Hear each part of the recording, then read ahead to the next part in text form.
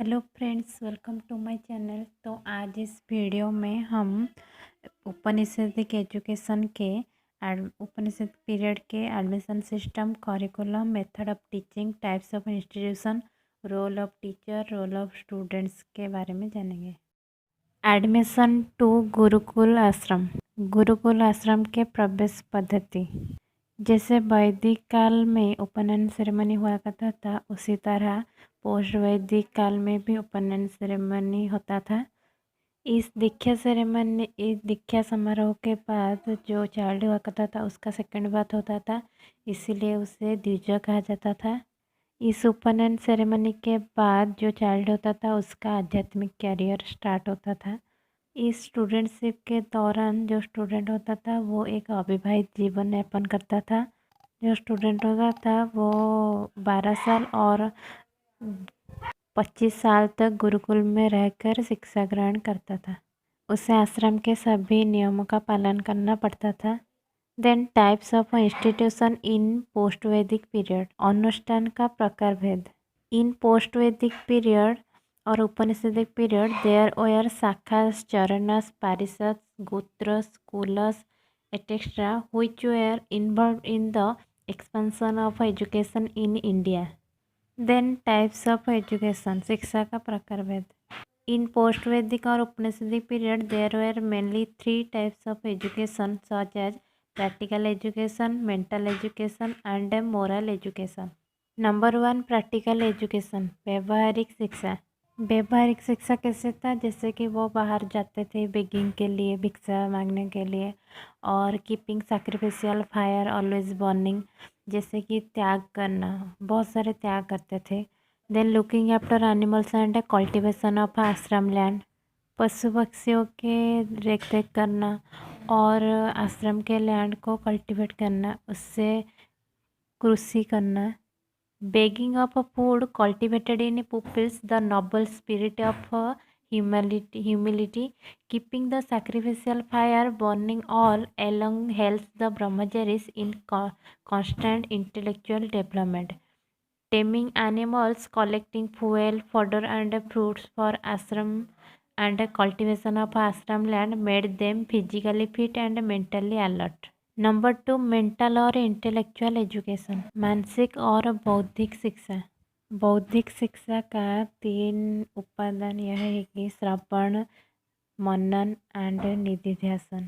पहले शिक्षार्थी सुनते थे, उसके बाद ध्यान करते थे और उसके बाद निधिध्यासन के माध्यम से रिकॉल करते थे। जो मानसिक शिक्षा था वो अनुभूति और अनुभव के ऊपर आधारित था। गुरु को अटेंटिव सुनना यही पर्याप्त था शिक्षा के लिए। जो गुरु शिष्य थे दोनों ही आश्रम के नीति नियमों को पालन करते थे। नंबर 3, मोरल एजुकेशन, नैतिक शिक्षा। जो नैतिक शिक्षा था वो किससे संबंधित था? जैसे कि सही अच्छा आचरण का विकास करना और सही व्यवहार का विकास करना, इससे संबंधित था। आश्रम में जो कार्यकलाप होता था उसका एक यही लक्ष्य था कि जैसे कि पवित्र, उत्तम और नैतिक जीवन का विकास करना स्टूडेंट्स के अंदर। जो शिक्षार्थी थे वो अपने कैरेक्टर का प्योरिटी को मेंटेन करते थे, बहुत सरल खाना खाते थे और मनोरंजन, ईर्ष्या, द्वेष, घृणा, गौरव, इससे वो दूर रहते थे। और क्या क्या अवॉइड करते थे? निशा द्रव्य को अवॉइड करते थे, शान शौकत माल को अवॉइड करते थे, सेक्सुअल इंटरकोर्स, टेलिंग लाइ, किलिंग एनिमल, इसको भी अवॉइड करते थे। और पोस्ट वैदिक पीरियड में मोरल एजुकेशन को टॉप प्रायोरिटी दिया जाता था।